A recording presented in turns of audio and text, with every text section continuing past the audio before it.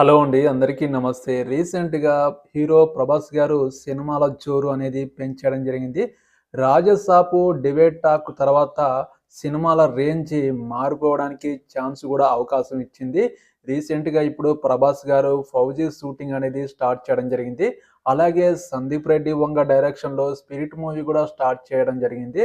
అలాగే ప్రశాంత్ నీల్ డైరెక్షన్‌లో వస్తున్న 'సలార్ 2' మూవీ గూడా ఈ సినిమా స్టార్ట్ అవ్వడానికి సిద్ధంగా ఉంది. ఈ 3 సినిమాలు 6 నెలల్లో కంప్లీట్ చేయబోవడానికి సన్నాహాలైతే ప్రభాస్ గారు సిద్ధం చేస్తున్నారు. ఏ సినిమా అయినా 6 నెలల్లో కంప్లీట్ చేసి ఫ్యాన్స్ కోసం, ప్రేక్షకుల కోసం ముందుకు తీసుకురావడానికి చాలా ప్రయత్నాలు చేస్తా అనేది అనౌన్స్‌మెంట్ చేయడం జరిగింది. ప్రభాసు పాన్ ఇండియా సినిమాలు చేస్తున్నాడు గాబట్టి, ఏ సినిమా అయినా సంవత్సరం షూటింగ్ అనేది ఉంటుంది.